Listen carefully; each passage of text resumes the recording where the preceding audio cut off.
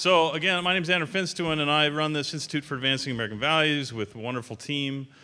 Before I come back to share a few announcements, I'm going to introduce you to the president of Boise State University, Dr. Marlene Tromp.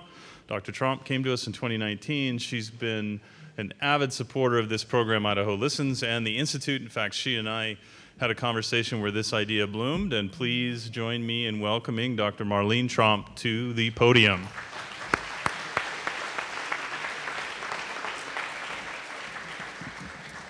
Good afternoon. I'm so happy to see all of you here. I'm so thrilled to be in beautiful Coeur d'Alene, and you really can't beat that view, can you?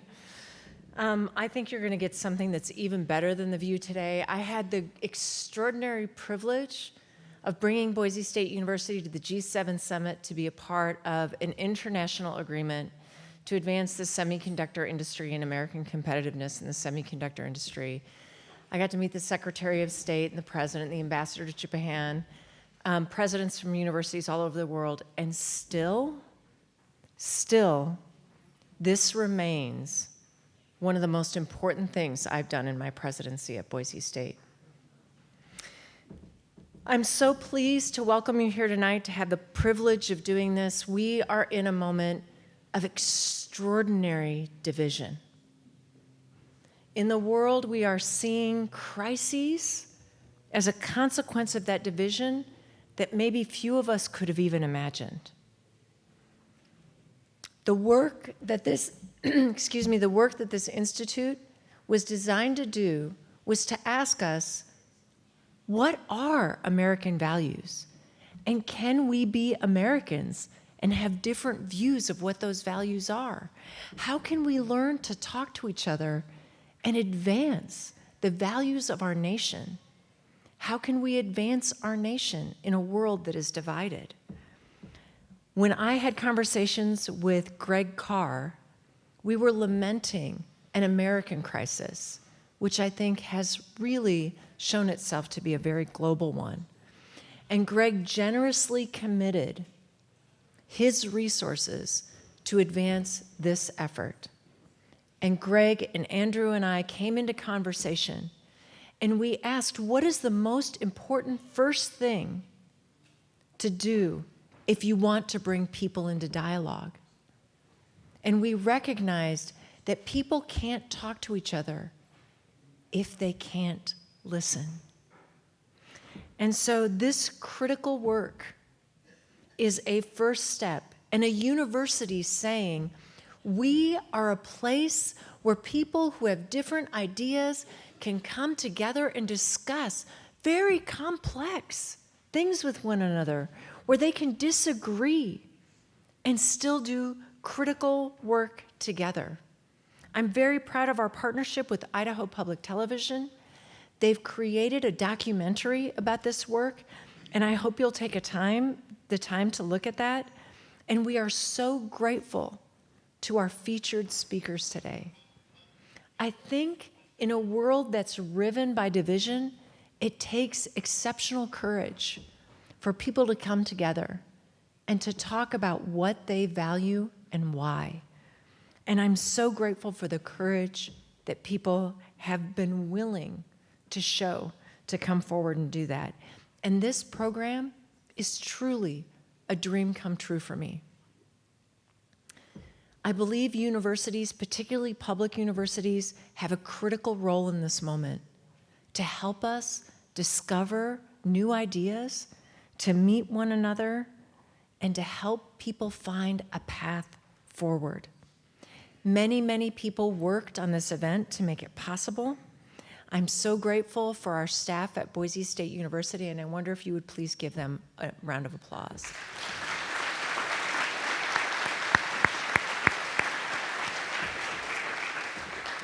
I'm very grateful for Andrew Finstuen's leadership.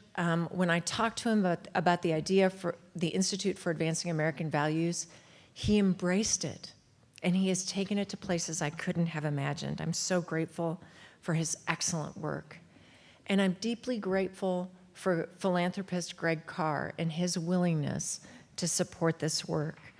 2 years ago, when we started this conversation, we couldn't have imagined that we'd end up in a room with all of you amazing people.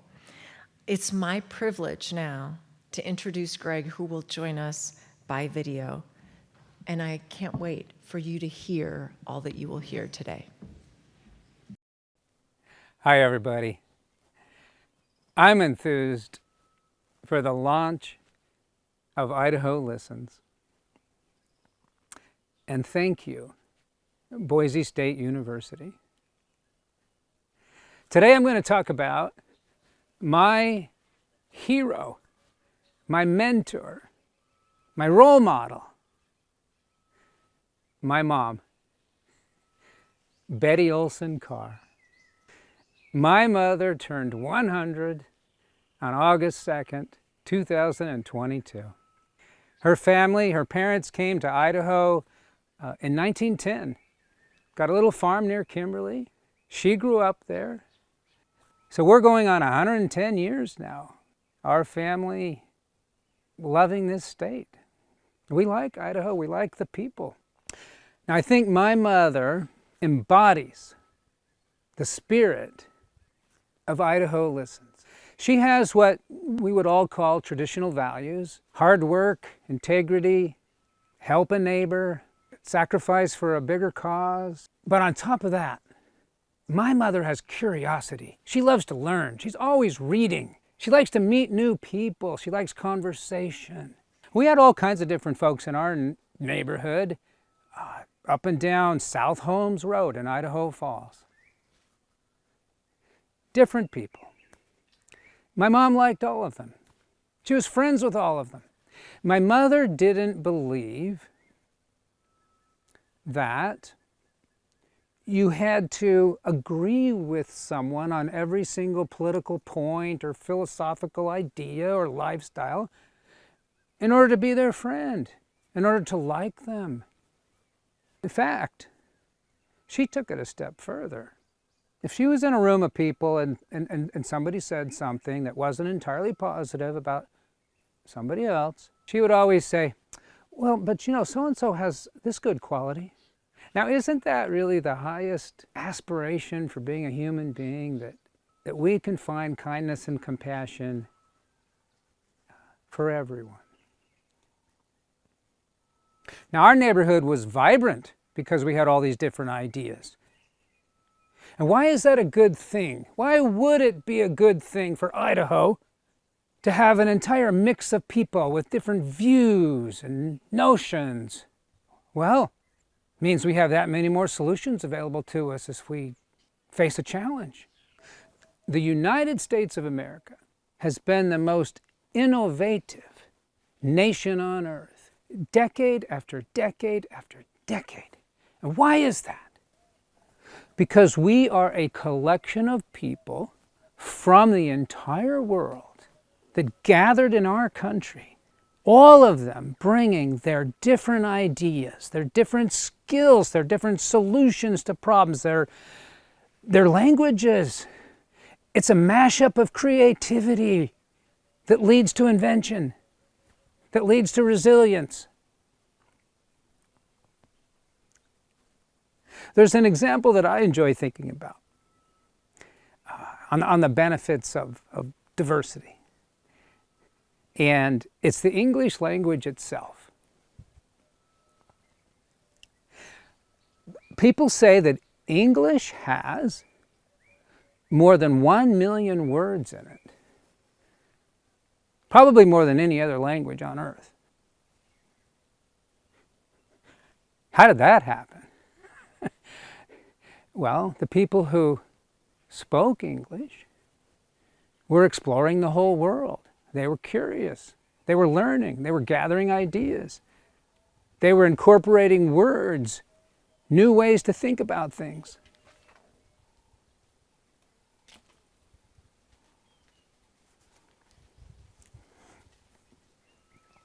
I'll use an example. My mom, Betty, is pretty. Now, how many different words can I find in the English language to express the concept of pretty? Well, there'd be hundreds. Now, pretty itself is actually a word that came from Dutch into Middle English many centuries ago. But how else can we describe Betty?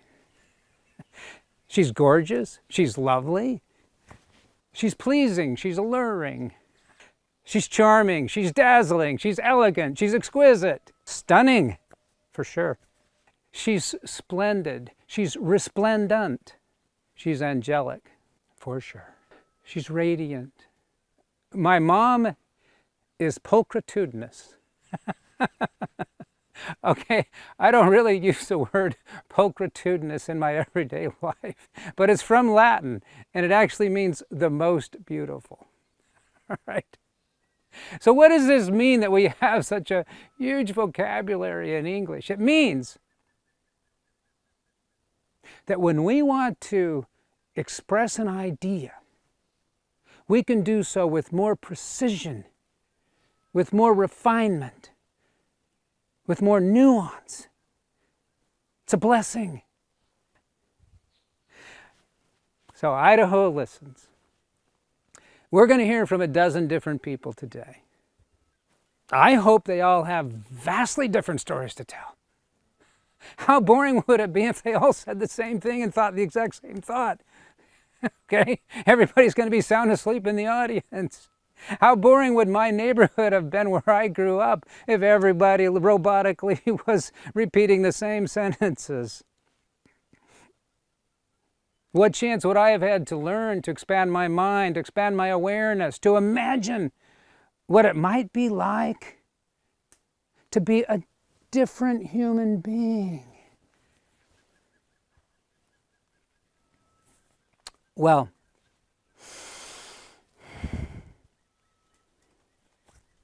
I think the evidence is there that my mom's choice of lifestyle and kindness must be a healthy way to live.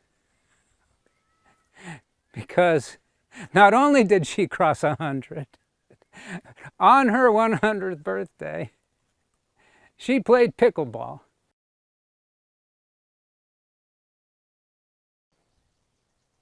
So let's launch Idaho Listens today. Let's get to know each other. And beyond today, let's keep doing it. And build a fabric of friendship in our state.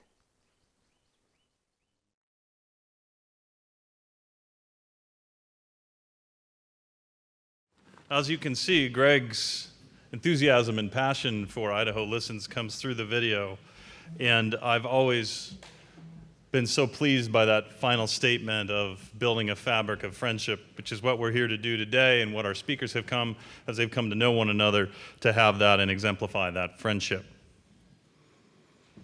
Coeur d'Alene, as Dr. Tromp mentioned, marks our third stop for this experiment called Idaho Listens. Why do I say experiment? 9 speakers from all walks and ways of life who didn't know one another, don't know most of you, speaking about what they value to an audience that remains silent. Nothing to it. The most asked question I receive about Idaho Listens: how will you get the audience to stay silent? I reply, I'll politely ask them to remain silent. In a way, you're all familiar with this. It's the convention of please hold your applause until all have been recognized. Still, there is a novel quality to the spirit of Idaho Listens. And one of Greg Carr's comments that I have never forgotten, he imagined an atmosphere of what he called reverent listening. Yes, we are here to listen and do so silently. But we are not here to stop a smile, a nod, or a tear. But as much as possible, please do listen without sound and do so reverently, whether in agreement or disagreement with what's being said. That is the respect that reverence promises. We also promise conversation will follow. It will follow at dinner. And part of Greg's vision for Idaho Listens is that we have dinner together, that we break bread together, and that we do it family style. Please pass the Brussels sprouts, for example, although I'm not sure we're having Brussels sprouts. It'll force you to talk to one another. The program also notes the courage of our speakers. They are here to share a slice of their life and their values, but they couldn't possibly articulate the full scope of their values because we gave them 5 to 7 minutes. They speak their stories into silence, and that is a daunting task. So, let's give them a warm welcome now before the silence commences. Please join me in a round of applause.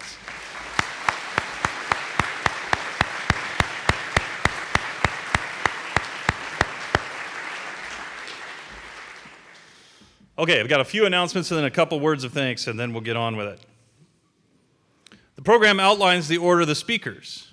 A first set of speakers, you see here to my left, and then a break, and then the second set of speakers. So after the break, I will come up and ask you to please return promptly to your seats so we can hear from our second set of speakers. And at both points, at this first session in a moment, I will introduce the first speaker just by first name, and I'll do so again after the break, and that's it. There are no introductions of our speakers because we want them to speak for themselves.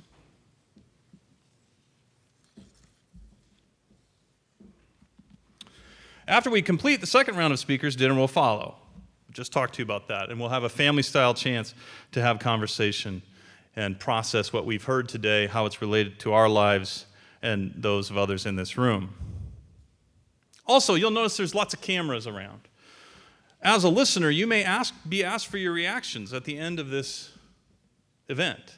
We have both Idaho Public Television crew here and a Boise State University television crew here. It's totally up to you whether you want to be on camera or not, so if it's not something you're interested in, just let them know and they'll move along. But we're interested in reactions and your sense of this experience. Now, some words of thanks. Nancy Buffington. Nancy Buffington is a professional speaker coach specializing in the art of public speaking, and she's been a key partner on this project from day one.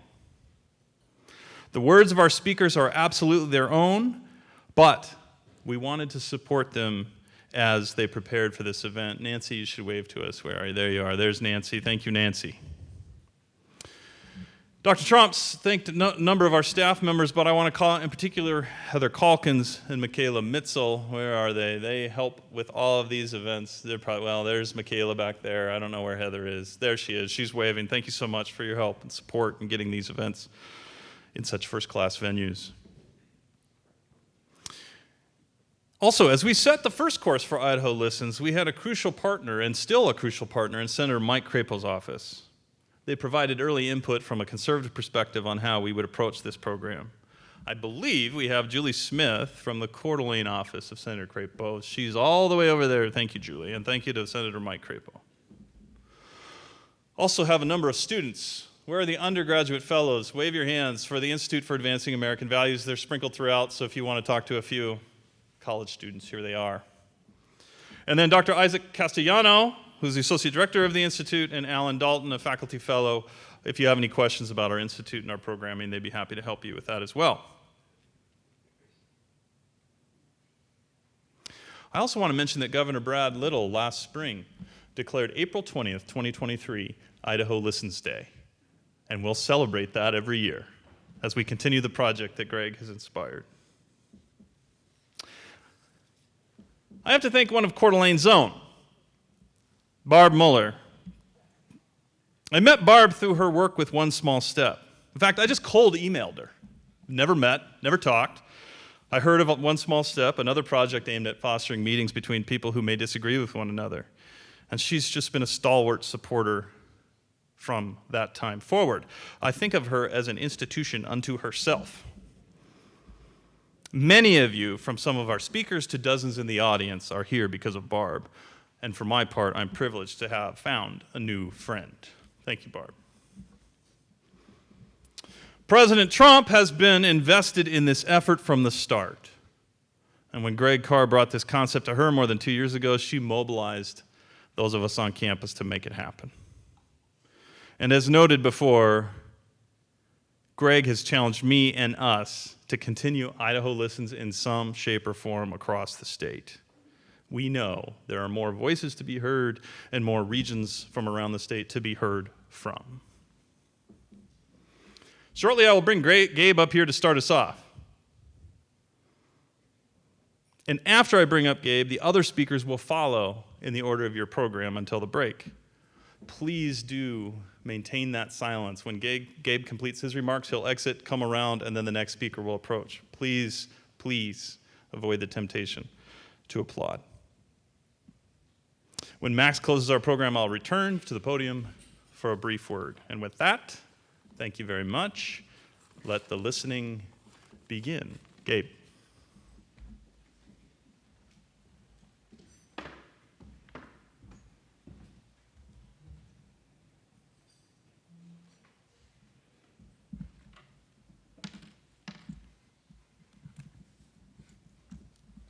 My name is Gabe, and in order for you guys to understand what I value and why it's so important to me, I need to take you on a journey. So let's go back. I am a homegrown Idahoan. I was born at home.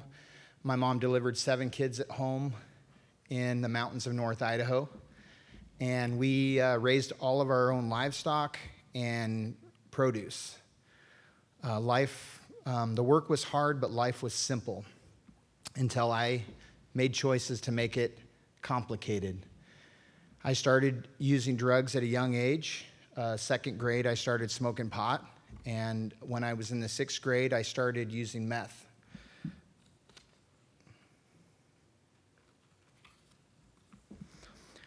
These kind of choices led to complications. They always do. And we lost my brother, Ethan, in 1997. And this sent me down a rabbit hole spiral that made me not want to live.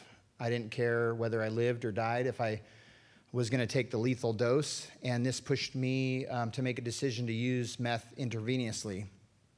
After this, I had met my first wife and started to have children. And the love for my family is what broke those chains. Not the drug chains, but suicide. I wanted to live. I needed to provide, do things for my family. So, not long after that, in 2003, we lost my dad. I had been driving a truck, crashed. He went home on disability and had been drinking alcohol and taking pain medicine due to the accident that I had caused, and I found him dead in his home right before Christmas in 2003. So after the death of my father, you can imagine I was spiraling even more, and I had come home from helicopter logging to find my wife in bed with my best friend who I taught how to cook meth. And I looked in the bedroom where the kids were, and they were in there eating dry cereal, entertaining themselves like kids do sometimes, playing with their toys. And I saw those kids, and I didn't find God in that moment, but there was a love inside that broke the chain. So I quit meth cold turkey that day. It was my anniversary, and that's been 17 years. So love broke the chains of meth addiction that moment. So love flipped the coin of life, and I got remarried. She's wonderful. When I got married, I voted for Obama. I was a Democrat, and I switched it up on her, and she loved me through it all. So she's amazing. She's an artist. She makes jewelry. She cares for me. She challenges me, as you can imagine. She challenges me quite a bit. We have to exercise my value even harder on my part. So she also has a patent. She is absolutely amazing. So love breaks down the walls and the barriers of political boundaries. So after this, newfound, being sober from meth, I pushed hard, and there's some teachers in the room, and my mom's here too, but I went and got my GED, and then I graduated with honors, Phi Theta Kappa. I was absolutely a dropout. I had not taken a single math class. It was very, very hard, but graduated with honors, and I finally got saved in 2010. And on January 28, 2010, I got sober from alcohol and haven't had a drop since. My relationships I have with people are full of love and respect to the best of my ability. I am human. But the people are so different. Let me explain. So you see the cut that I'm wearing. I ride with the Broken Chains. It's a fellowship of bikers, and I go to all sorts of different events. So, yeah, I have a professional life, and I'm not a criminal anymore. But I'll go to the Heaven and Hell run with the Hell's Angels, and I'll do the opening prayer. I'll pray with just regular people, and so love breaks down the stereotypical barriers, and so it's so awesome. I scuba dive. I learned how to become a scuba diver, and I'm all or nothing. So I became a dive master, and I would travel the world doing scuba trips and also international mission trips. And what I like to do is come sit at someone else's table, and we won't even be speaking the same language. By the end of the night, we're singing songs to each other in languages we don't even understand. So love breaks down those intercontinental barriers too. We speak that same language. So there's a group here today. So I'm a construction superintendent. We did the pledge and the prayer every day for 2 years on a project. And there's a group here that, you wouldn't think, I guess I'm stereotyping myself as a construction worker, but, financial barriers also break down, love breaks down those barriers. People love me for who I am. They come and we come together and we do the pledge and we pray. It's not required, but they come. And so I love them, and I can honestly say that. So in closing, let me tell you about what God has called me to do. Scars of Gold, Grief Ministry. I'm a battlefield paramedic, and I just run into the darkness and try to drag people out of the darkness and show them Jesus. I don't want to get the credit for that. It's absolutely terrifying. I don't even know what to say half the time. God does the work. So I'm going to tell you a story about my friend Ronnie, and I got permission from him, and I'm going to end with this. So he came to our grief group, about 4 weeks ago, and he said, I want to die. He'd been in prison for 15 years. He lost his mom and dad while he was in.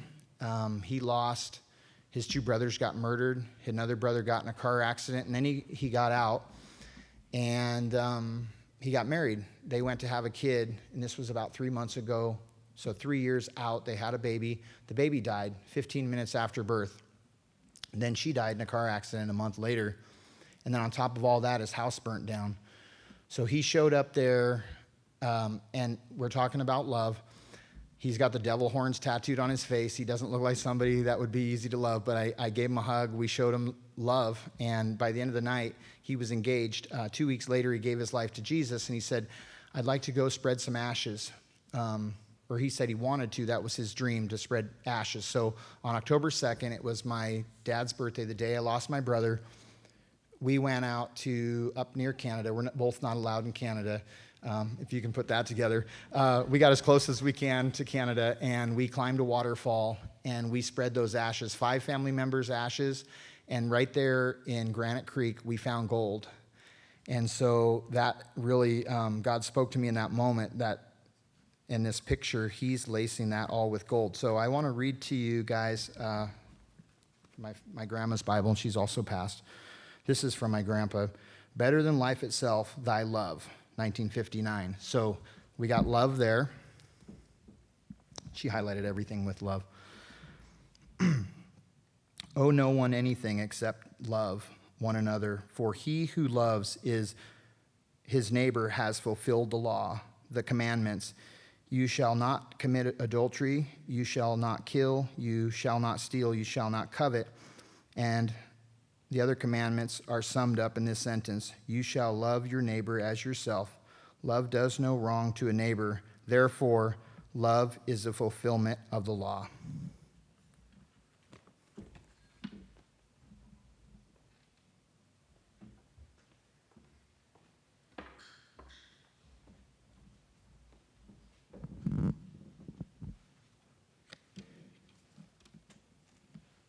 Christoas and Queets.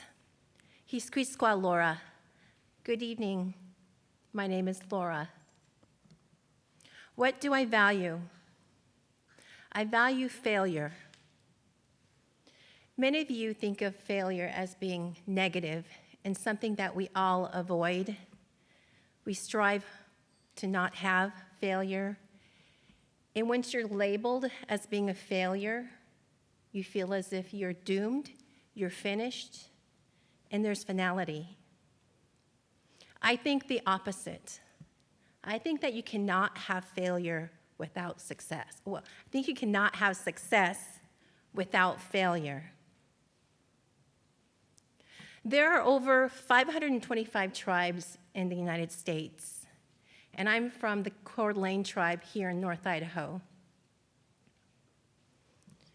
My ancestors traveled amongst these lands. This is our Aboriginal territories, and we lived, we thrived, and lived harmoniously with other tribes. We had no state lines.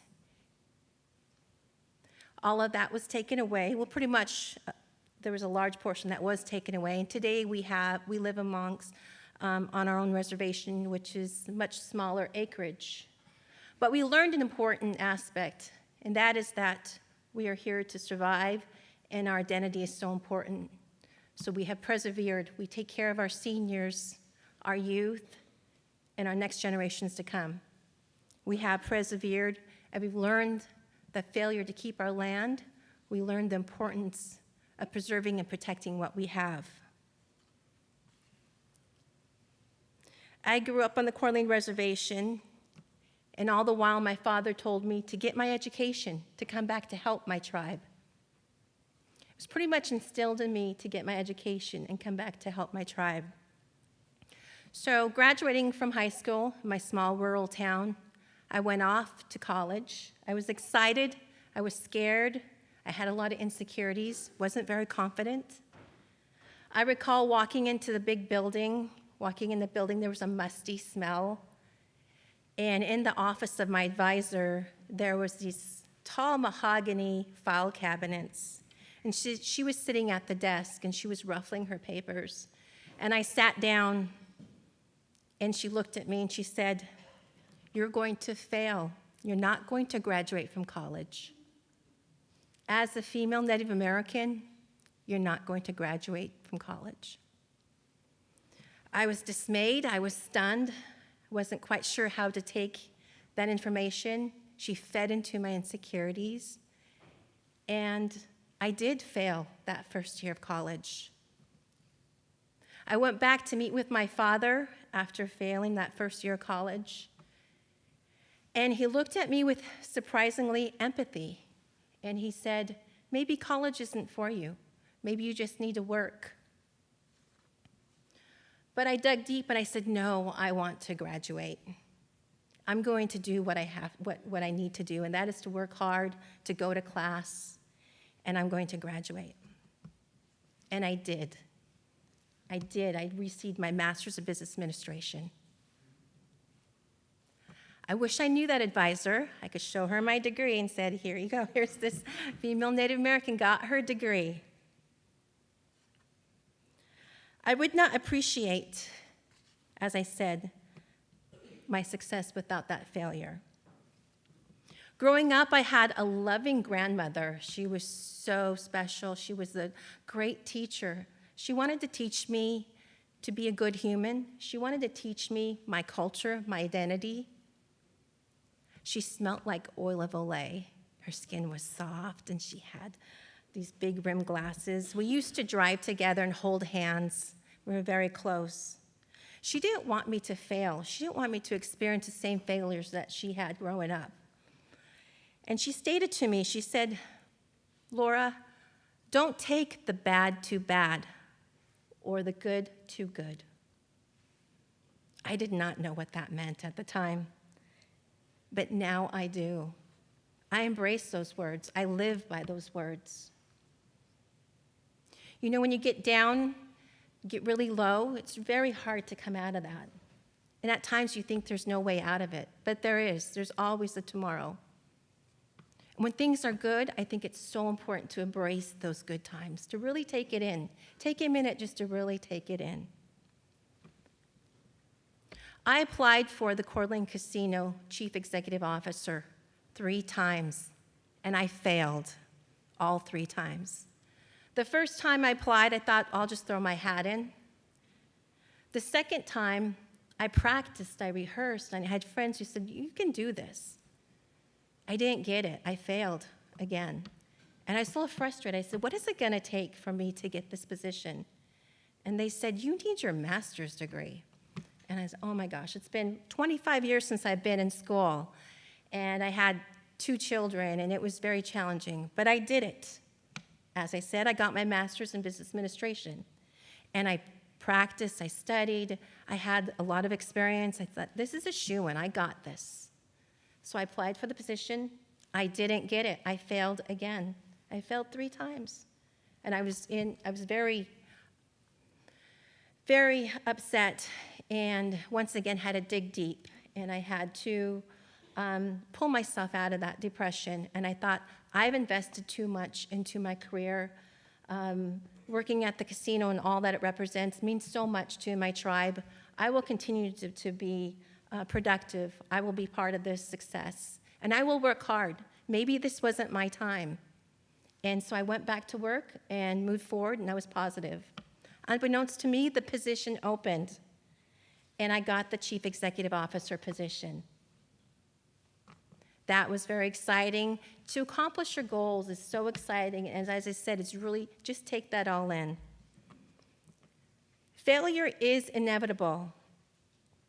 It will happen to each of us. Fortunately, my tribe and other tribes did not give up. They persevered. I didn't give up on graduating from college, and I did not give up on my pursuit towards being Chief Executive Officer. I know I'll fail again, but now I respect and honor failure. Fail, learn, and move forward. Lim Lemch, thank you.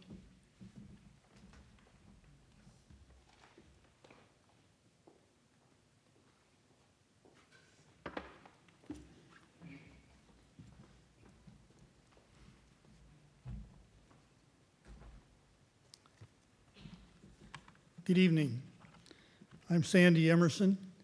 I have to admit that I had a episode July 15th this year where I lost most of my vision, which my dad was blind when he retired, Tom Emerson.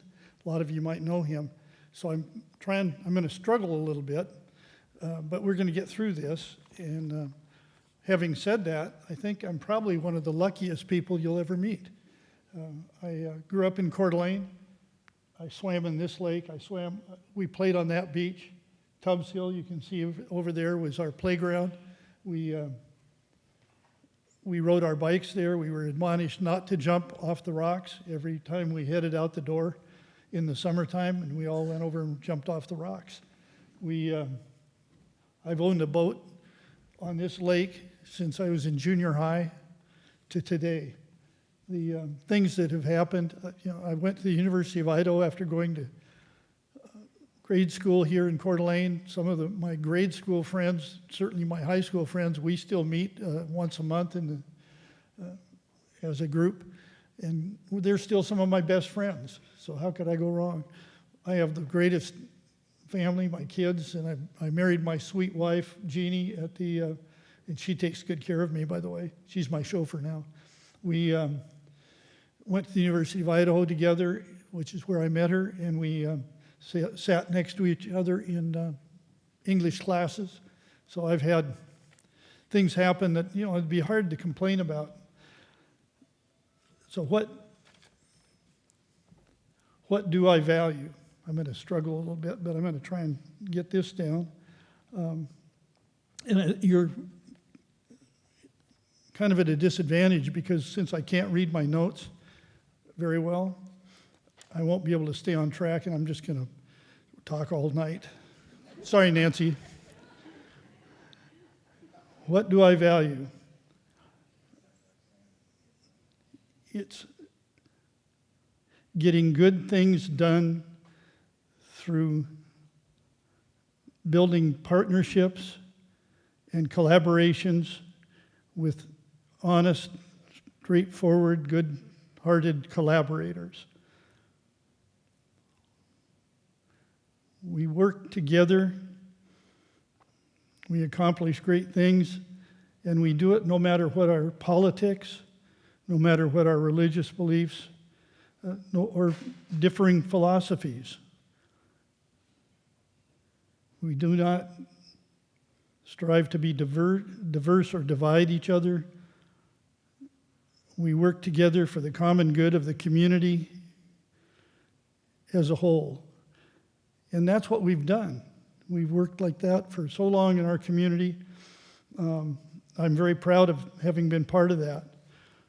I need to go back a little bit and say one of the things that happened in my life was having my parents as strong inspirations. Like Greg Carr said, my mom was an amazing lady, and my dad was a community leader and a giver and helped a lot of other people along the way. They met at the airport here in Coeur d'Alene. It was the first municipally owned airport in the United States. It was called Weeks Field. It was where the fairgrounds is now. My mom was a waitress at the O'Reilly Cafe, which was owned by her sister.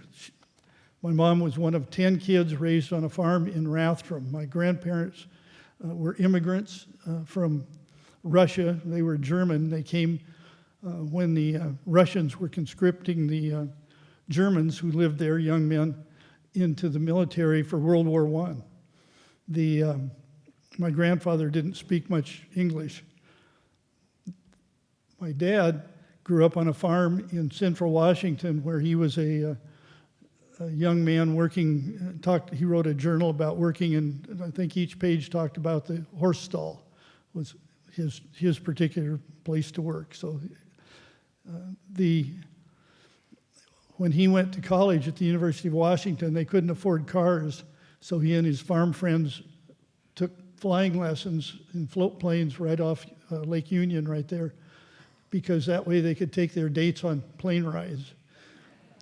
They were pretty far ahead of a lot of things. Well, when Pearl Harbor was bombed, Dad was a junior in college, taking banking and financing. He and his friends immediately joined the Army Air Corps. He met my mom at the airport in Coeur d'Alene when he was taking advanced flying because he was already a pilot.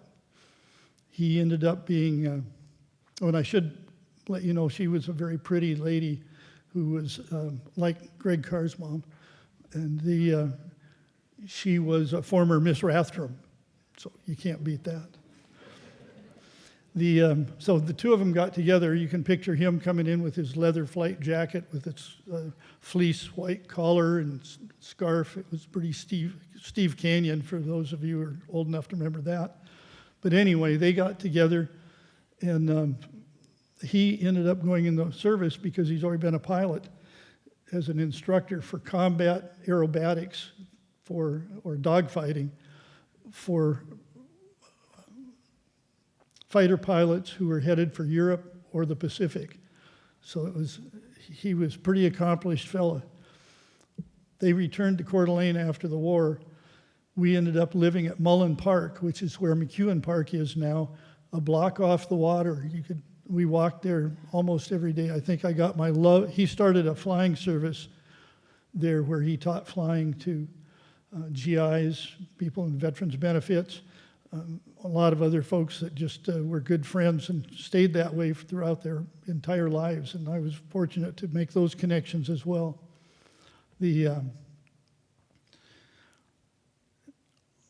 I think my love for the forests and hills, lakes, rivers around here came from me flying with him many, many days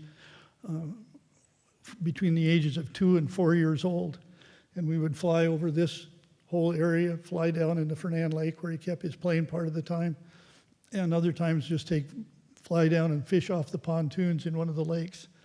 So pretty easy to see why I can relate to this and love it as I do. Well, when I got the job at the Chamber of Commerce, when the market crashed and we had 18% interest rates and we had war with Afghanistan, it's kind of some parallels you might think of, and the mines up in the Silver Valley were closing. So it was a tough time for everybody, and I got to go work at the Chamber. That was a 1.5 person operation, but the good thing is it was really needed. And the businesses were on their heels, and so there was a lot we could do that would help. So what I go back to now is how we got together, how we had a lot of cooperation. We accomplished a number of things, and I want to highlight those.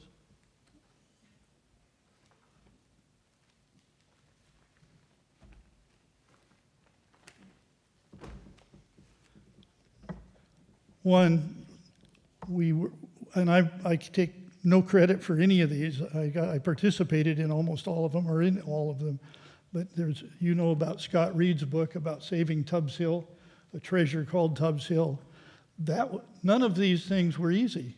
Lots of obstacles. Some even ended up with recall petitions. There's never been an easy project, but it took people, good-hearted people of different backgrounds and different persuasions and different political positions that they set aside to get together, work together to bring them about. A good example is Doug Eastwood's book, North Idaho Centennial Trail, the trail that almost wasn't. And you should read this if you haven't seen it, that talk about the things that they were up against. Most recent book was Cougar Bay. I just got this last week. Cougar Bay Nature Preserve by Teresa Schaefer. I participated in that in many ways, but as an appraiser on every property there, so that is close to my heart. But this was an area, all of these were planned to be developed in different ways, not the way they ended up. And Cougar Bay was a good example with its wetlands and waterfront and hillsides that are now park. They were planned to be a subdivision. And last of my exhibits, my dad, again, quite the example. He was a city councilman and he was on the NIC Board of Trustees. He wrote 3 books. His first book was Seaplanes from Coeur d'Alene, stories about him flying in this area and how he got to the point where he was. He's a real super gentleman, and he didn't put the names of the people who wrecked his airplane or who had other mishaps, so they complained. And so he actually wrote another book that had them all in it. It's called Hangar Flying, and that's available at the Museum of North Idaho. He then wrote a book about Fred Murphy, his best friend who died in the lake. About the same time he was going through major heart surgery, and he almost died. So there's some examples for us to think about as far as getting together and doing things the right way, without rancor, without divisiveness, no matter what your background is or possibly political stance, persuasion. There's some things that you do for the good of the community. And with that, I will go to see if I can read my notes one more time. When I welcome the students for the new Leadership Coeur d'Alene program, as I do every year, and I have since 1985 when I helped start it, I quote Ralph Waldo Emerson, which is, by the way, I think I said my grandfather, his chicken ranch, he was named Ralph Waldo Emerson. We called him R.W. My great-grandfather, for whom I'm named, was a big fan of Ralph Waldo Emerson. He said, Ralph Waldo did, "The reward of a thing well done is to have done it." Thank you.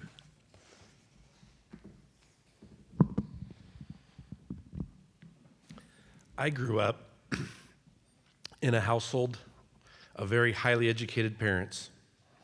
My father finished seminary after his bachelor's degree, and from that point on, he was constantly writing sermons or reading or researching different people associated with religion.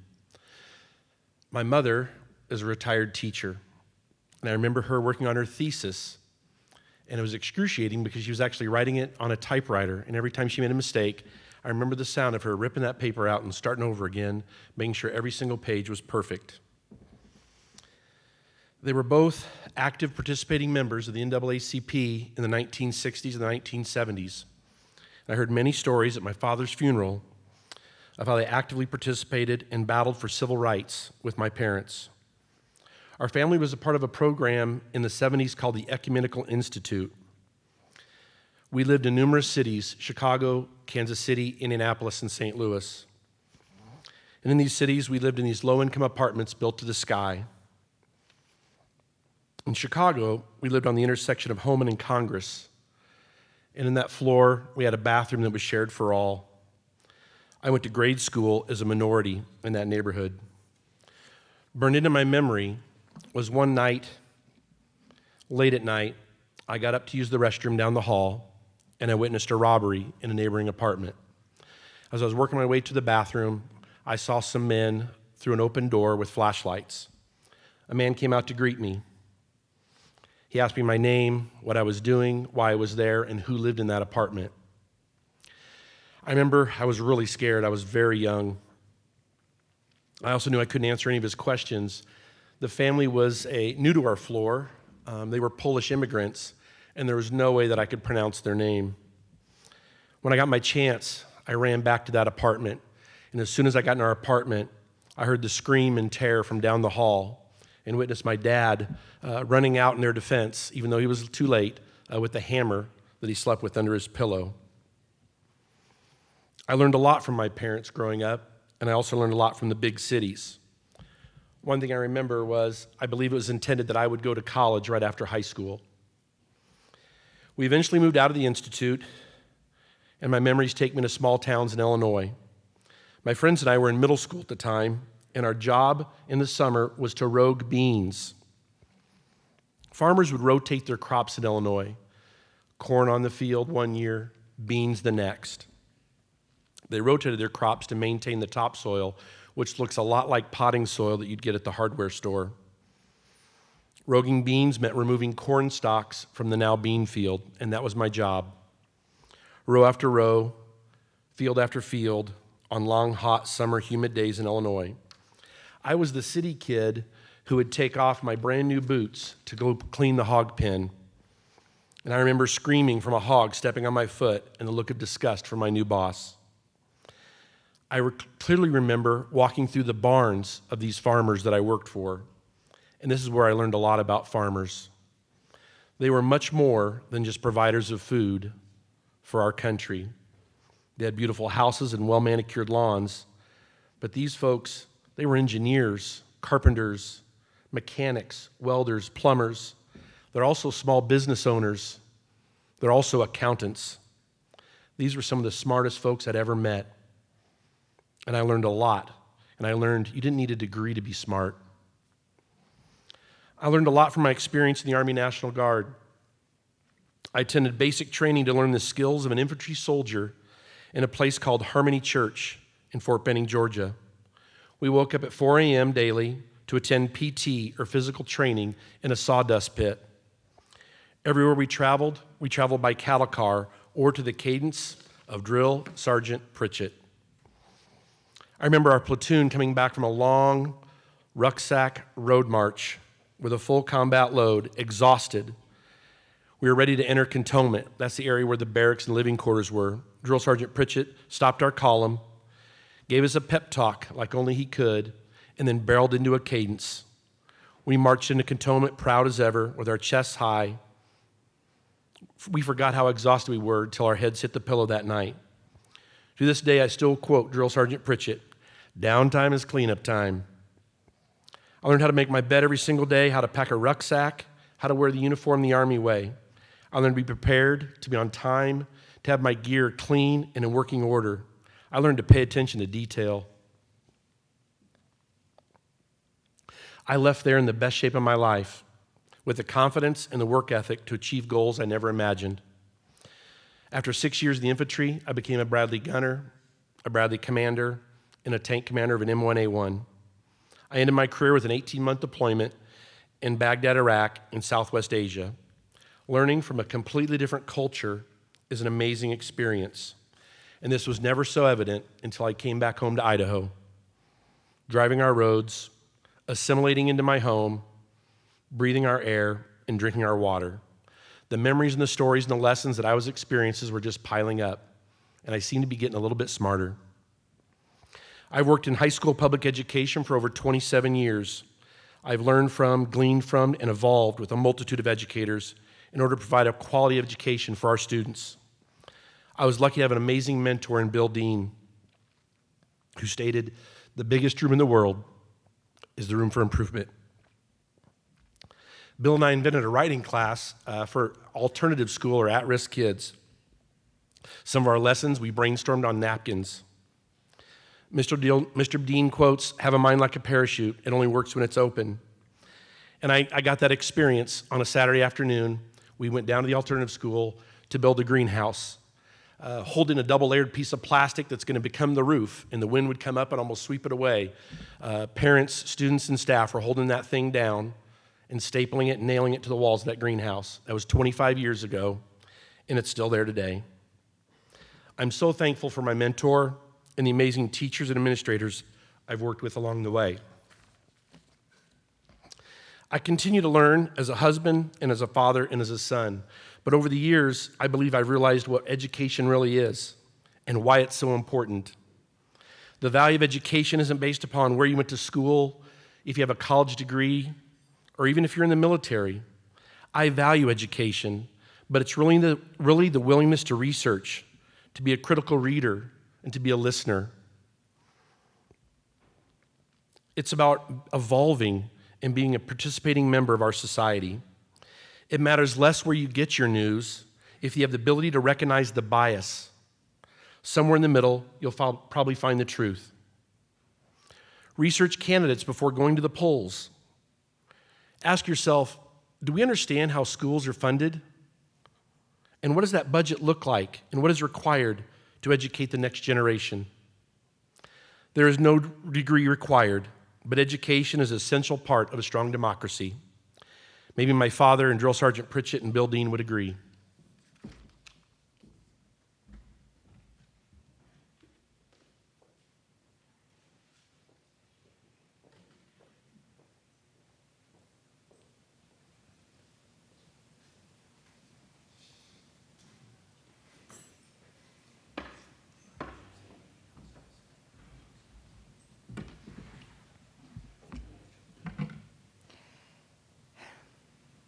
Hi, my name is Linda Ryder. This has been an interesting challenge of digging deep within myself to express those things that I value. Harder challenge than it would appear at first blush. It's so easy to go through the river of life on the path that it takes us. Every once in a while we might bump into a bank or an obstacle in the mainstream, but we just can't keep flowing down the river without a lot of thought. My mother, particularly as she got older, would say, "I wish I would have," when in fact in her later life she had the financial means to do anything she wanted to do, but the people she would do them with were gone or she was physically limited. I vowed early not to be in that position. So I guess I may need to back up and begin where my life story begins.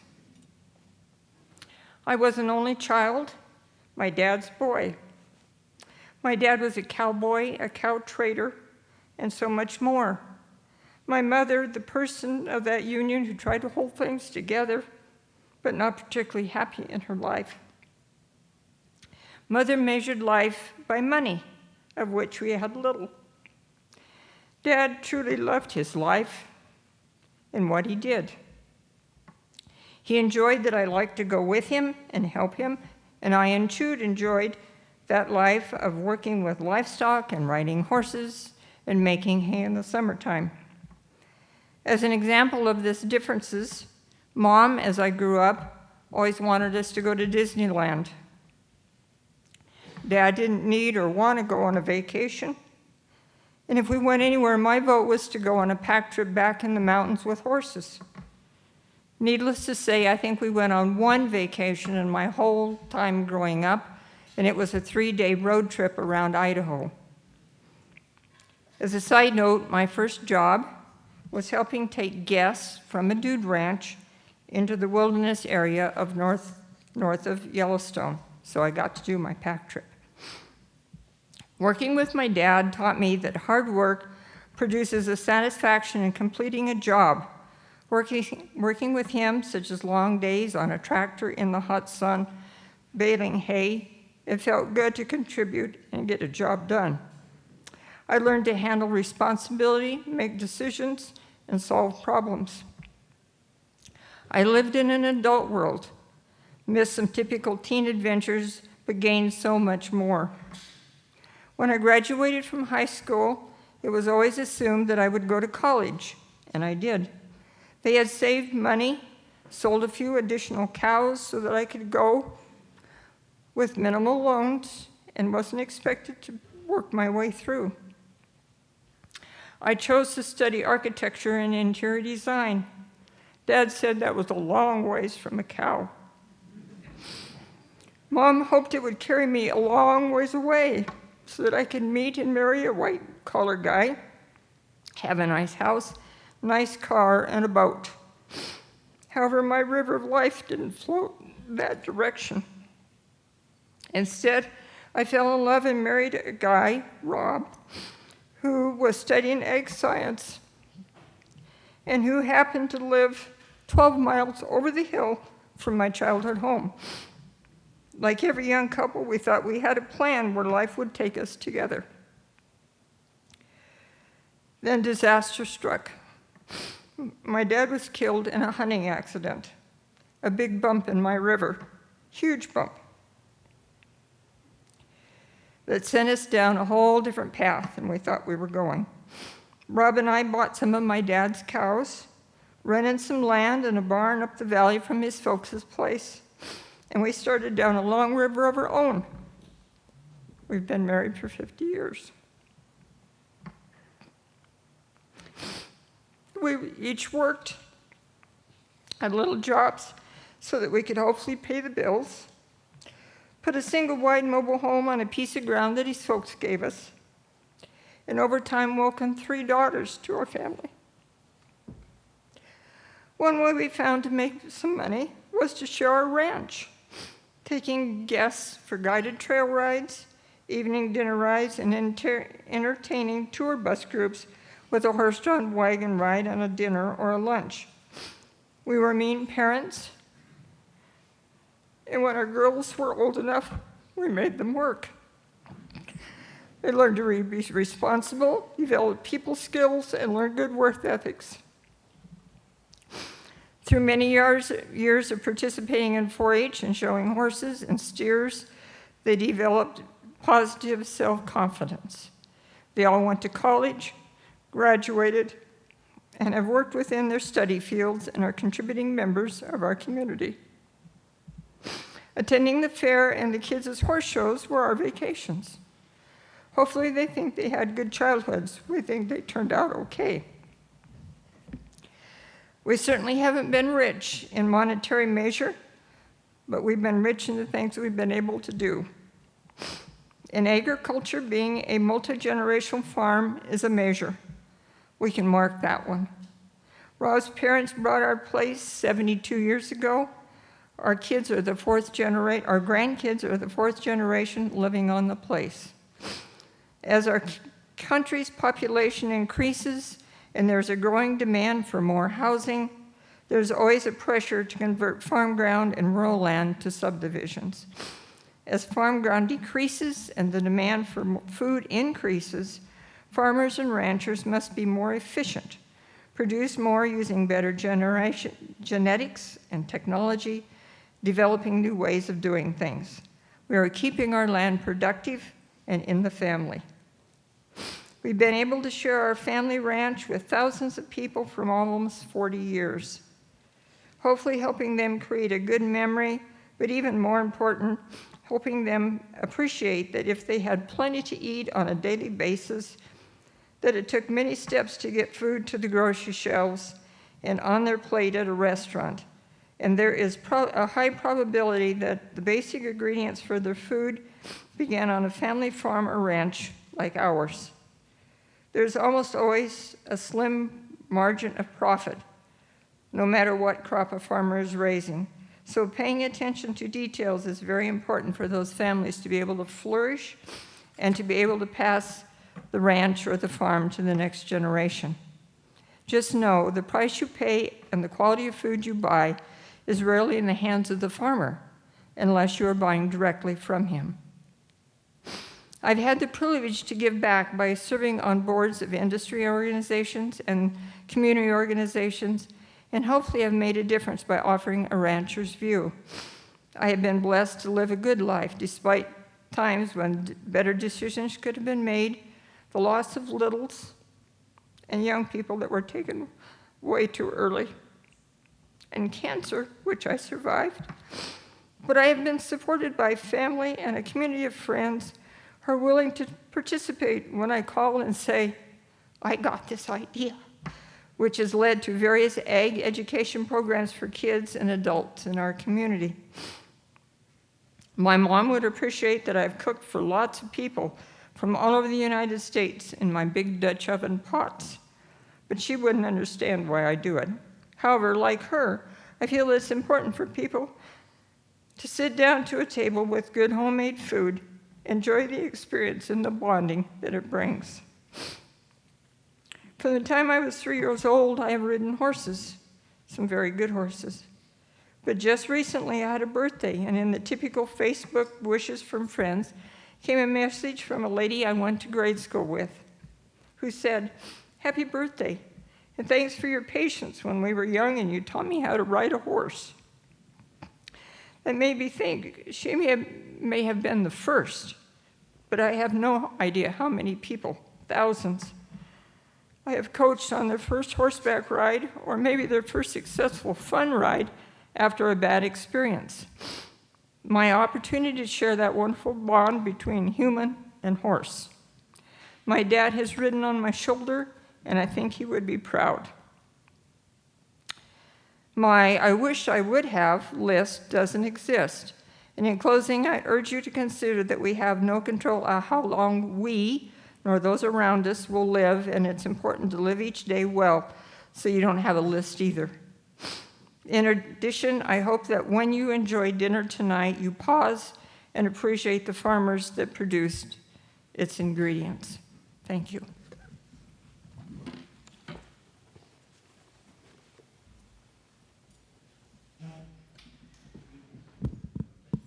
Did you know that in Denmark, you can check out a person from the library rather than a book? I think that's such a cool way to hear someone's story, to be able to hear their voice inflections and look in their eyes. My story is one of faith. I was born into a good Roman Catholic family, and we lived exactly 2 blocks from our Roman Catholic church, in which the parochial school that I attended was exactly next door to the church. My entire life was in a 2-block radius. My perfect little family was not so perfect. Although my dad was a very well-known lawyer in the city that I lived in, there was conflict because I remember going into that church that was next door to my school, and I would see the priest as he was in the front of the altar, and he would make his way in his flowing robes up to a dais where he'd turn on a little library light and open a big black book and tell me about a man named Jesus. He told me that he was the Savior of the world, that he could help me, and that he was full of hope and life. But while the priest is speaking, my eyes are averted as a young girl looking at the cross on the altar, big wooden cross, and this said Jesus was on it, and his hands and feet were nailed to it, and he was bleeding, and his head was bowed. He looked like he was dead.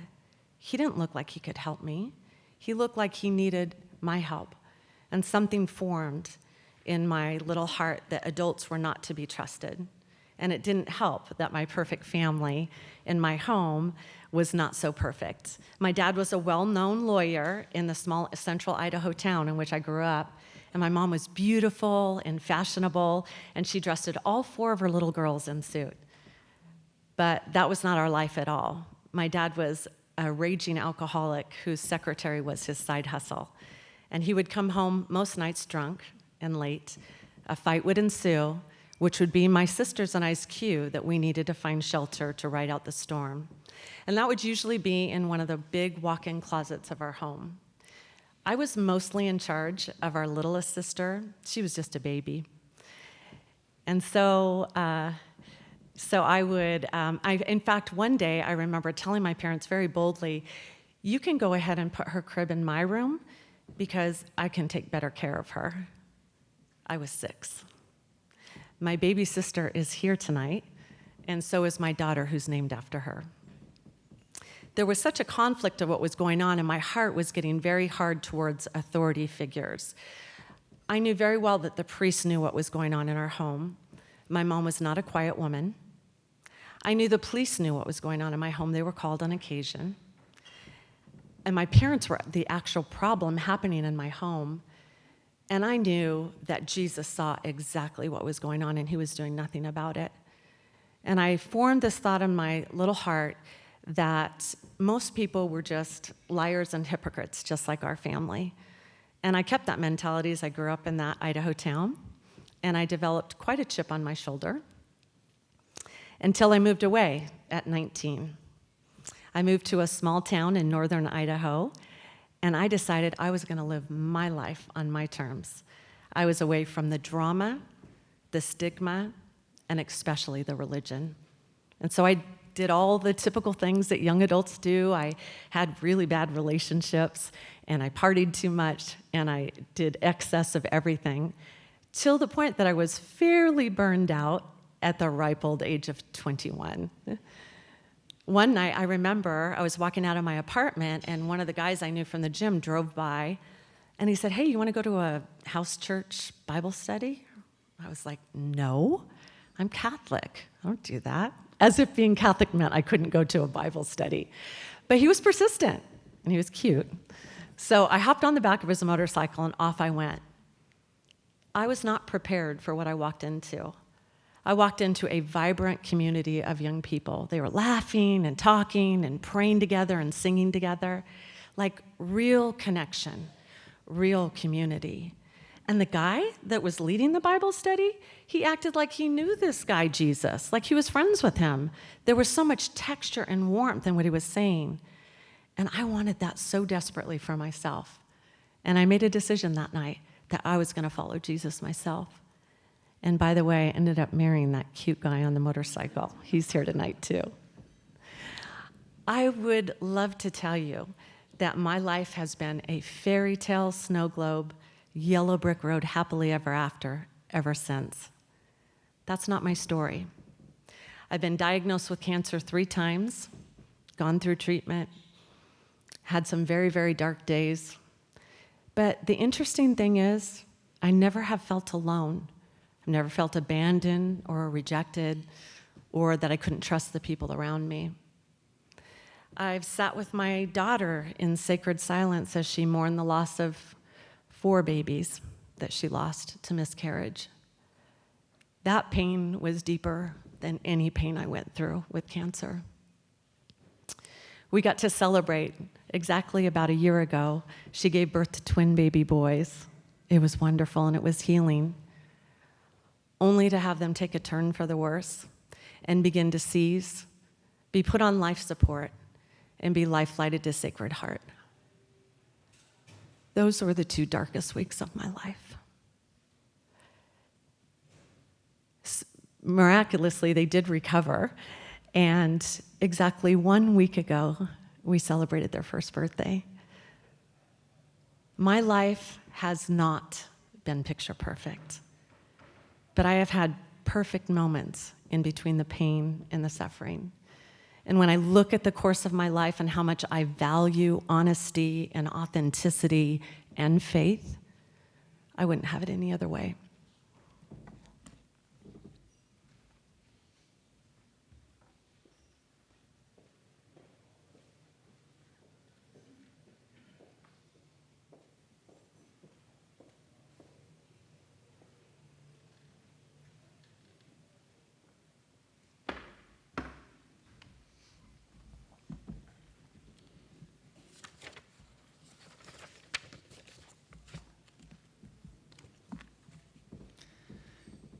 The two of us sat on the ground within a few feet of each other, but the berries were so thick we could not see the other person. Purple fingers, purple lips, purple stains on the seats of our pants, and smiles as wide as the valley we looked down upon. My teenage daughter was just an infant then, but the look in her eyes showed me at that point that we were sharing the same sense of wonder that can only come from exploring new places, and in our case, new tastes.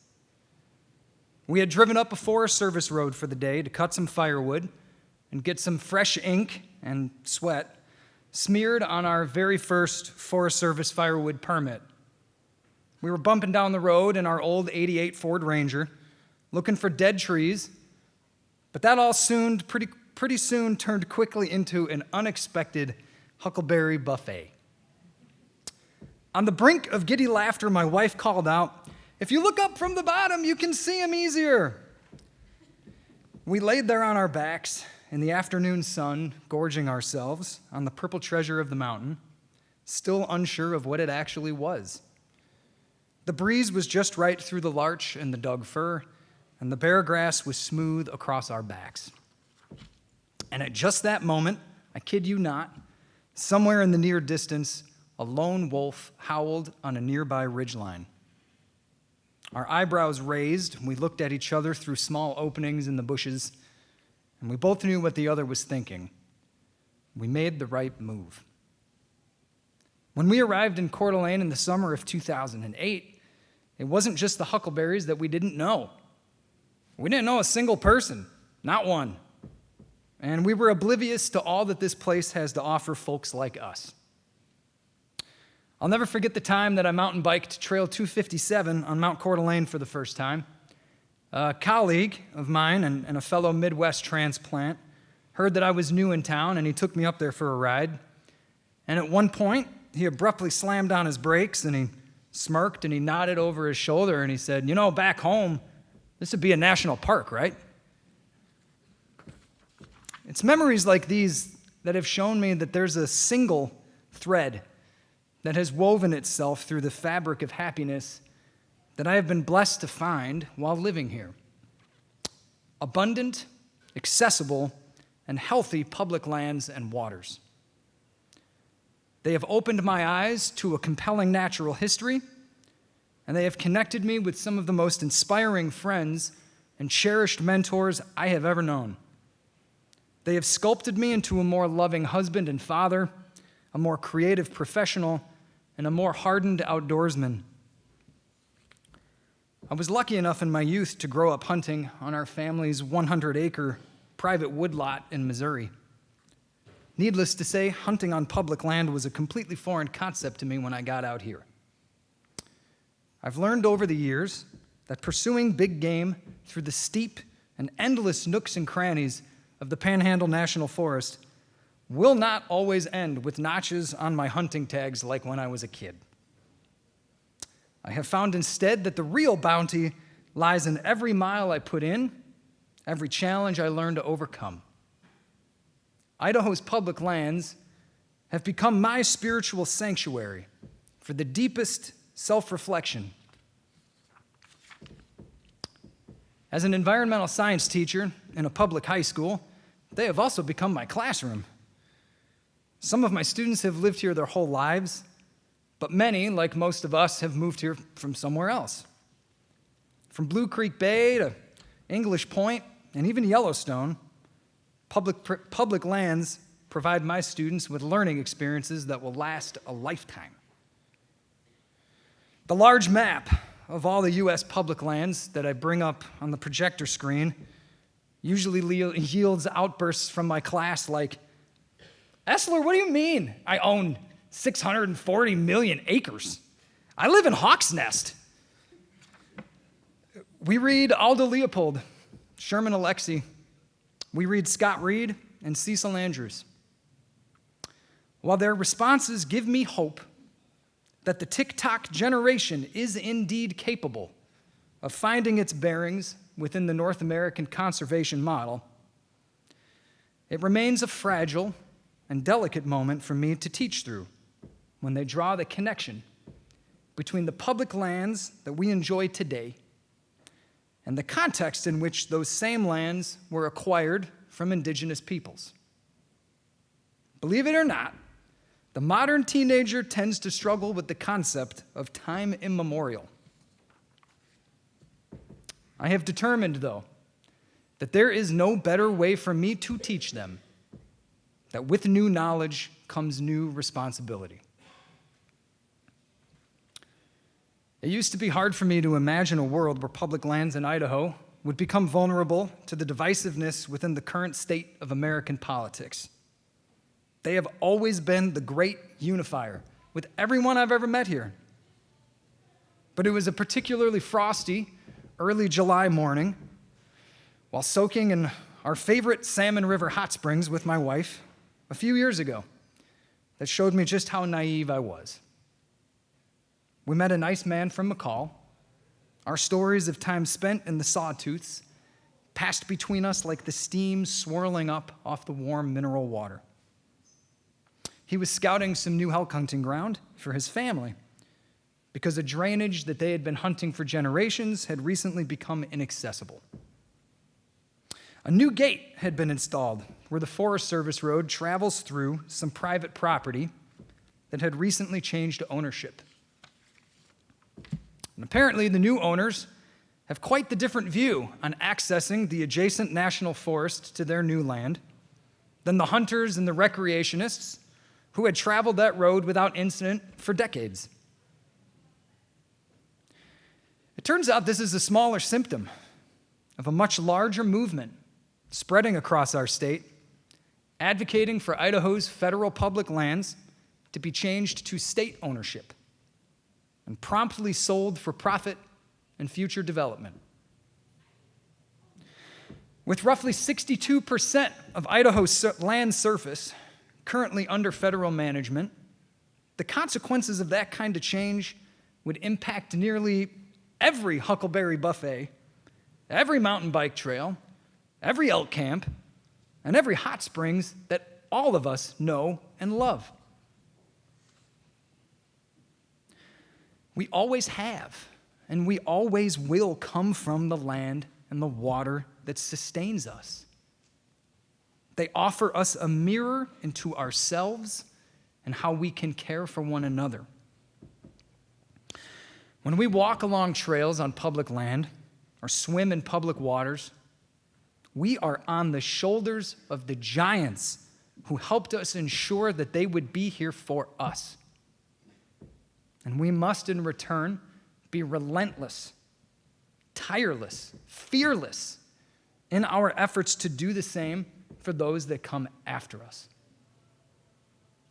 What would Idaho be, after all, without its mountains to roam free in, or its lakes and rivers to cleanse our spirits in?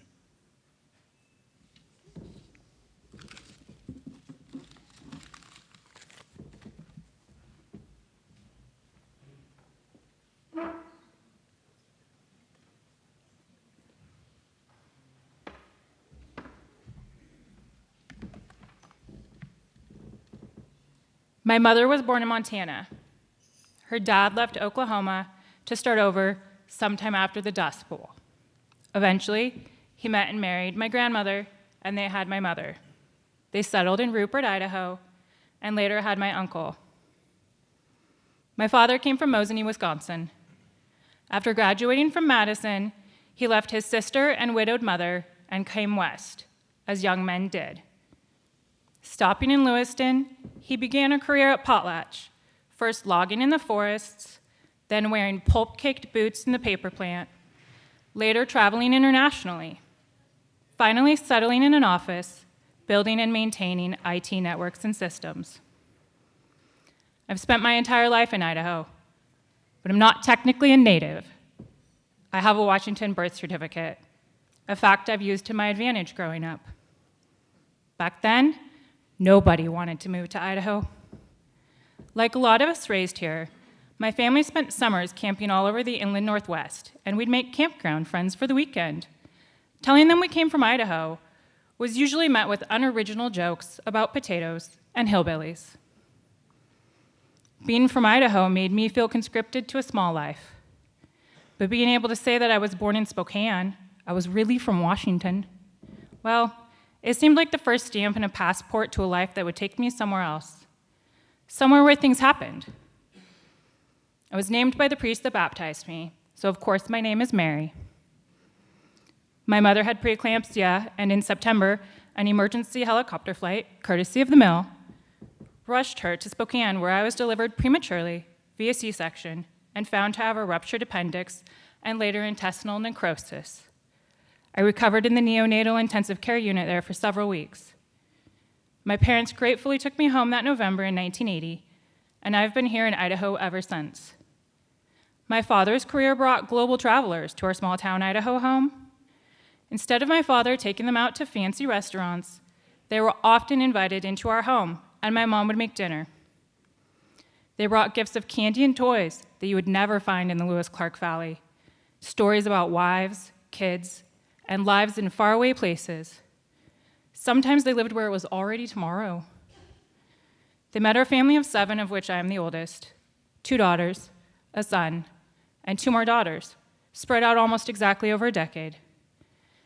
Meeting these businessmen meant that at a young age, I learned the importance of hospitality and cultural acceptance in global commerce, many peoples working towards mutual benefit, and how global commerce paid for things like ballet lessons and camping trips.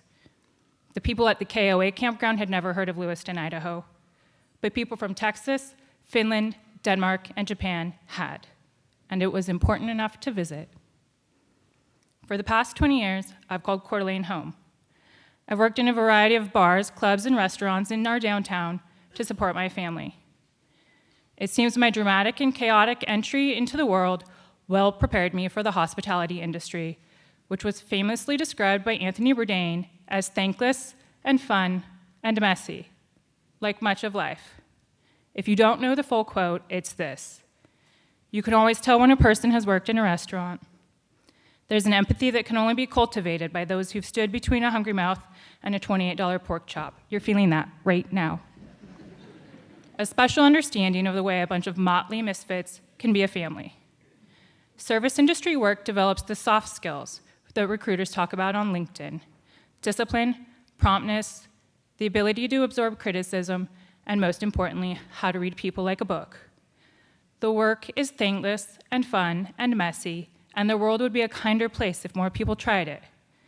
With all due respect to my former professors, I've long believed I gained more knowledge in kitchens, bars, and dining rooms than any college could ever hold. Now, I also believe that there is a special resilience cultivated because maybe that hungry person is impatient and angry because their $28 pork chop is now $36. So they decide they just aren't tipping their server today. Get a real job, some people will say. But you can't let that get to you when you work in front of house, so you just keep going. You plan for the dip, because the next table, well, they could really love you and their pork chop, and you just might come out ahead. Now, beers and burgers were famously declared essential to the functioning of a civilized society in 2020, so we stayed open through COVID. The fourth wall of hospitality shattered that year, and we saw the best and worst of humanity in drive-thrus, dining rooms, patios, and takeout lines worldwide. Here at home, from March through June, almost everyone felt compelled to share their views and opinions on the state of the planet. Global tourism focused on our state. Everyone knew where Idaho was now. It was one of the only places on the planet you could still vacation. Still, some locals working remotely told us we were the only people they saw in person outside their immediate household during that time. Others came and bought food just so that we could buy food. A local business ordered takeout for their also declared essential office every single day we were shut down, and they provided an ear for us to bend while they waited for their order. People came and got sandwiches and left us $100 tips. "Thank you for being here," they said. Others screamed at us or called us to aggressively question policy decisions that were above our pay grade and out of our control. All we knew was that the landlord still wanted rent and Avista was still running the meter. Because there's an understanding and a compassion cultivated by listening to stories tableside and across the bar, I have come to appreciate that everyone has a unique experiential lens colored by things I will never know about them, some things I can never understand. I've hugged regulars still shaken up about the deer they hit coming into town, because you can make someone feel better just by seeing and hearing them. I've listened to a newly promoted soldier on leave ask me how he would go back and teach young soldiers to kill or be killed. "It goes against everything that makes us human," he said.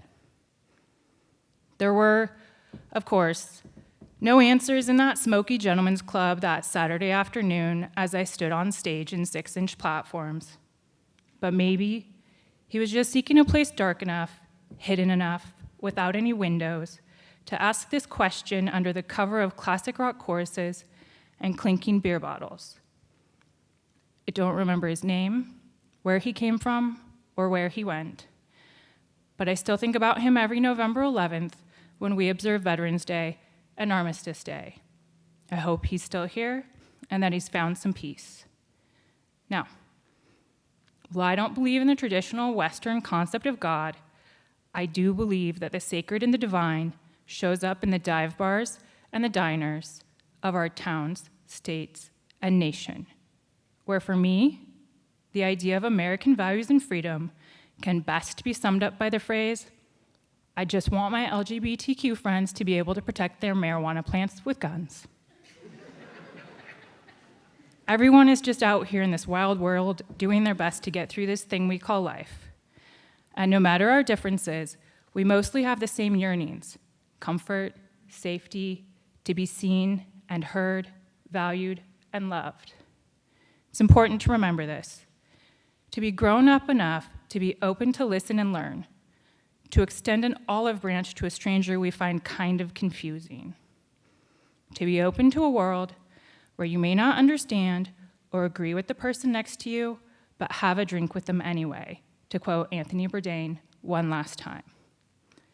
We desperately need these small kindnesses right now, as always, but especially here and especially now.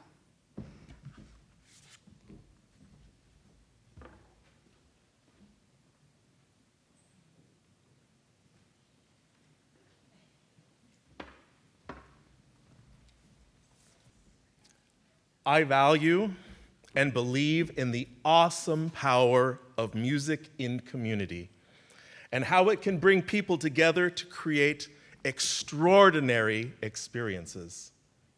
Or so I thought. It happened in my second year as director of choirs at North Idaho College. I had chosen a particularly challenging program for a winter concert. I can't remember the particular piece, but at a mid-February rehearsal, I was particularly demanding and unrelenting in our pursuit of excellence.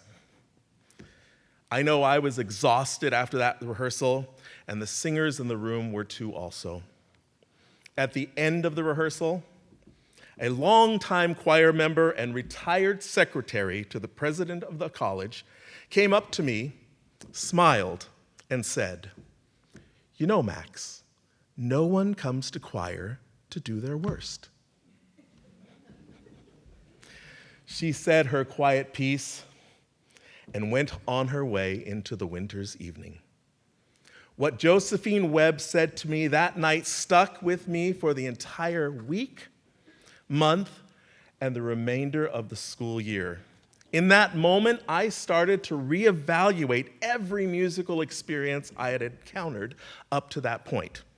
You see, for most of the 90s, I was a soloist, Max against the world, competing against the next baritone for the next gig, for the next stage role, for the next concert opportunity.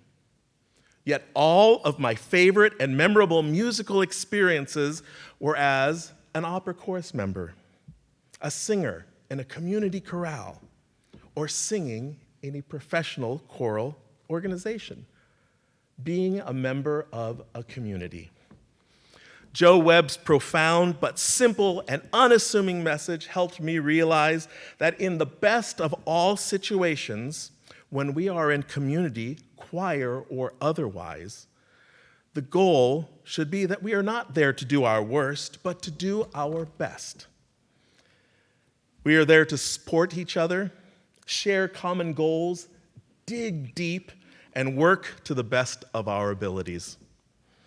Over the next few years, I strove to live those words, and I realized that when we are aiming towards community goals, everyone strives to do their best. My experience comes as a longtime conductor and ensemble singer, but why can't they extend to when I gather in any other type of community?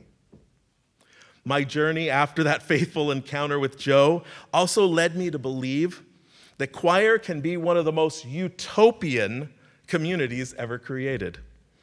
A choir can bring out some of the same qualities that I believe make any community great: service and mentorship to others, intentional listening, grit, and unity.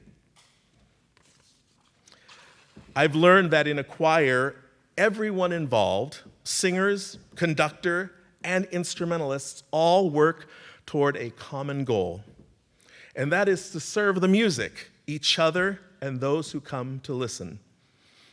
As a community, choir or not, shouldn't I act in service to others? A successful choir is dependent upon those with more experience helping and guiding those with less experience. Mentorship. I wouldn't be where I am if my countless mentors didn't help guide me along the way. Shouldn't I serve as a mentor to others in our community? Those participating in a choir come from all walks of life, from all abilities, all ages. There is so much to learn about those we call community.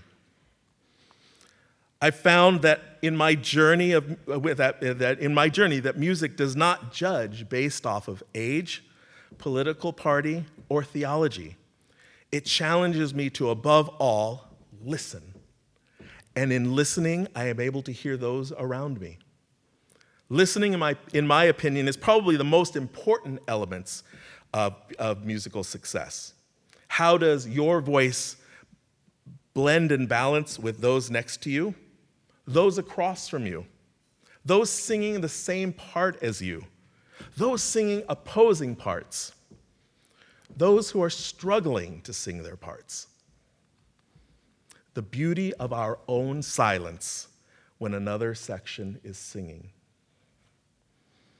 You must be able to give up a little of yourself for the good of the whole, choir or otherwise.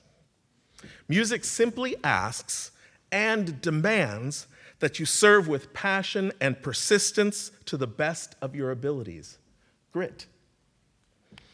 Shouldn't I serve my community the best way I can that shows grit when we are facing challenging times? As a community, singing can bring us together to celebrate, to mourn, to uplift, and remember in a unified voice. What are the ways I can help unify this community, choir or otherwise? Many of you may not know this, but I started the beer choir movement in this region. Beer choir is actually a national movement where people sing and drink beer, gather together to do that. I know what you're thinking. Max just wants an excuse to drink beer. That may be part of the reason, but I've discovered that we've lost the tradition of gathering and singing together without an expectation of performance. Where, other than perhaps a worship service, does that happen in our culture? Beer choir is a place where anyone can join and sing without judgment in a way that truly connects us in community. I know that all of you know our national anthem, the Star-Spangled Banner, Francis Scott Key's powerful poem set to John Stafford Smith's Anacreon anthem, an English drinking song. So I'm going to ask you to stand, if you are able, and sing our national anthem. Don't worry, this is not an audition. But as we stand, I'd like you not to look at the stars and stripes right behind me, but into the eyes of those around you, across from you, next to you, into the eyes of our choir, the Idaho Listens Choir, our community. Please stand if you're able.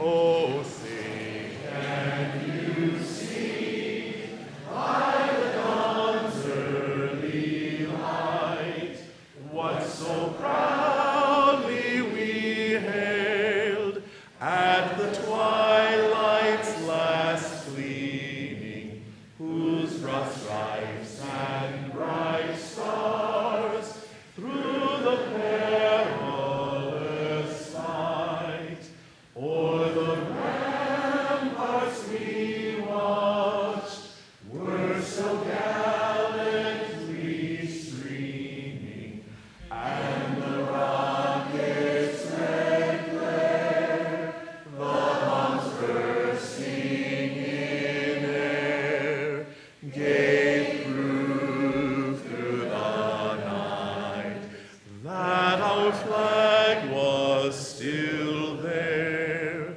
Oh, say does that star-spangled banner yet wave o'er the land of the free and the home of the brave?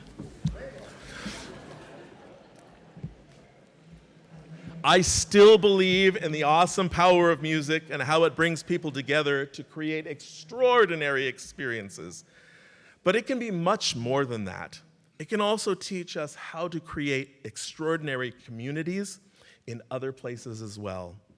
No one comes to choir to do their worst. I'm going to continue to strive to show up for my community, choir or otherwise, to act in service, in mentorship, with grit, and above all, listen. Oh, and do my best. I encourage you to do the same.